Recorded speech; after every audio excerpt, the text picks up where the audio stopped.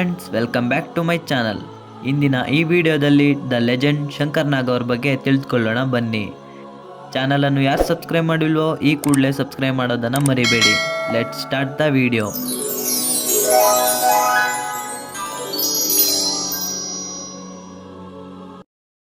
9 November 1954 Uttara Kannada ಜಿಲ್ಲೆಯ ಹೊನ್ನಾವರದಲ್ಲಿ ನಮ್ಮ ಶಂಕರಣ್ಣ ಜನಿಸ್ತಾರೆ. ಇವ್ರ ತಂದೆ ಸದಾನಂದ ನಾಗರಕಟ್ಟೆ, ತಾಯಿ ಆನಂದಿ ನಾಗರಕಟ್ಟೆ. ಇವರಿಗೆ ಅಕ್ಕ ಕೂಡ ಇದ್ದಾರೆ, ಅವರ ಹೆಸರೇ ಶ್ಯಾಮಲಾ. ಹಾಗೂ ಇವರ ಅಣ್ಣ ನಿಮ್ಗೆಲ್ರಿಗೂ ಗೊತ್ತು, ಅವರೇ ನಮ್ಮ ಅನಂತ್ ನಾಗ್ ಅವರು. ಇವರು ಎಜುಕೇಷನ್ ಮುಗಿದ ನಂತರ ಬಾಂಬೆಗೆ ಹೋಗ್ತಾರೆ. ಅಲ್ಲಿ ಮರಾಠಿ ರಂಗಭೂಮಿ ಇವರನ್ನು ಆಕರ್ಷಿಸುತ್ತದೆ. ನಾಟಕದ ರಿಹರ್ಸಲ್ ಮಾಡಬೇಕಾದ್ರೆ ಸಡನ್ನಾಗಿ ಇವರಿಗೆ ಆರುದಂತಿ ಮತ್ತು ಇವರಿಗೂ ಭೇಟಿ ಆಗ್ತದೆ. ಇದಾದಮೇಲೆ ಬೆಂಗಳೂರಿಗೆ ಶಿಫ್ಟ್ ಆಗ್ತಾರೆ. ಬೆಂಗಳೂರಲ್ಲಿ ಆಲ್ರೆಡಿ ಅನಂತ್ ನಾಗ್ ರವರು ಹೆಚ್ಚು ಜನಪ್ರಿಯ ನಟರಾಗಿ ಗುರುತಿಸ್ಕೊಂಡಿರ್ತಾರೆ, ಒಳ್ಳೊಳ್ಳೆ ಸಿನಿಮಾ ಮಾಡ್ತಾ ಇರ್ತಾರೆ. 1978 ಗಿರೀಶ್ ಕಾರ್ನಾಡ್ ಅವರ ಮಹಾಕಾವ್ಯ ಚಲನಚಿತ್ರ ಒಂದಾನೊಂದು ಕಾಲದಲ್ಲಿ. ಇಲ್ಲಿಂದ ಇವರು ಕನ್ನಡ ಚಲನಚಿತ್ರಕ್ಕೆ ಪ್ರವೇಶ ಮಾಡ್ತಾರೆ. ಈ ಚಿತ್ರವು ಯಶಸ್ಸು ಹಾಗೂ ಪುರಸ್ಕಾರಗಳನ್ನು ಪಡೆಯುತ್ತವೆ. ಇದಾದಮೇಲೆ ಹೀರೋ ಆಗಿ ಕಾಣಿಸ್ಕೊಳ್ಳೋದು ಯಾವಾಗ ಅಂದರೆ ಸೀತಾರಾಮು, ಆಟೋ ರಾಜ, ಪ್ರೀತಿ ಮಾಡು ತಮಾಷೆ ನೋಡು ಇವರ ಆರಂಭಿಕ ಸಿನಿಮಾಗಳಾಗಿವೆ. ಇವರ ಆ್ಯಕ್ಷನ್ ನೋಡಿ ಜನರೆಲ್ಲರೂ ಫಿದಾ ಆಗ್ತಾರೆ. ನಂತರ ಇವರಿಗೆ ಕೊಡುವ ಬಿರುದೇ ಕರಾಟೆ ಕಿಂಗ್.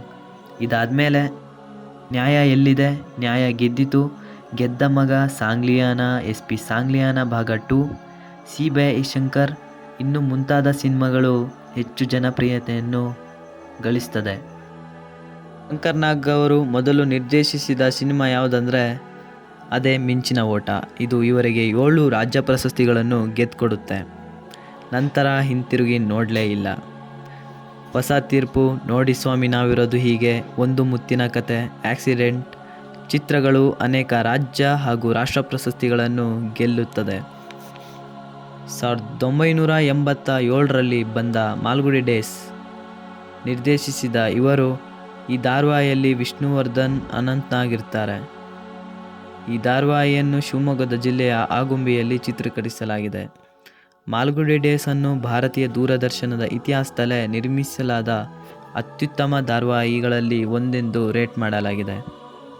ಶಂಕರ್ ನಾಗ್ ಅವರ ಕನಸು ಏನೆಂದರೆ ನಂದಿ ಬೆಟ್ಟದಲ್ಲಿ ರೋಪ್ವೇ, ಬೆಂಗಳೂರಲ್ಲಿ ಮೆಟ್ರೋ ರೈಲು, 8 ದಿನದಲ್ಲಿ ನಿರ್ಮಿಸಬಹುದಾದ ಕಡಿಮೆ ವೆಚ್ಚದ ಮನೆಗಳು, ಅಮ್ಯೂಸ್ಮೆಂಟ್ ಪಾರ್ಕ್, ಉತ್ತಮ ಥಿಯೇಟರ್, ಇಷ್ಟು ಇವರ ಕನಸುಗಳಾಗಿರ್ತದೆ. ಸ್ಯಾಂಡಲ್ವುಡ್ನಲ್ಲಿ ಪ್ರಪ್ರಥಮ ಬಾರಿಗೆ ನೀರೊಳಗಿನ ದೃಶ್ಯವನ್ನು ಮೊದಲು ಪರಿಚಯಿಸಿದ್ದೇ ಇವರು.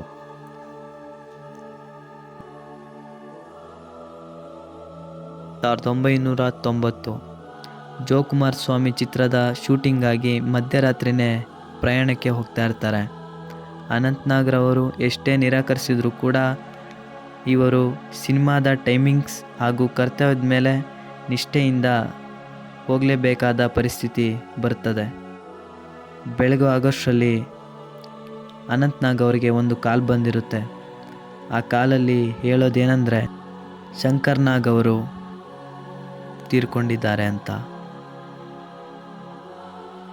ದಾವಣಗೆರೆಯಲ್ಲಿ TMT ಐರನ್ ರಾಡ್ಗಳಿಂದ ತುಂಬಿದ ಟ್ರಕ್ಗಳ ಹಿಂಭಾಗಕ್ಕೆ ಕಾರ್ ಡಿಕ್ಕಿ ಹೊಡೆದಿರುತ್ತೆ.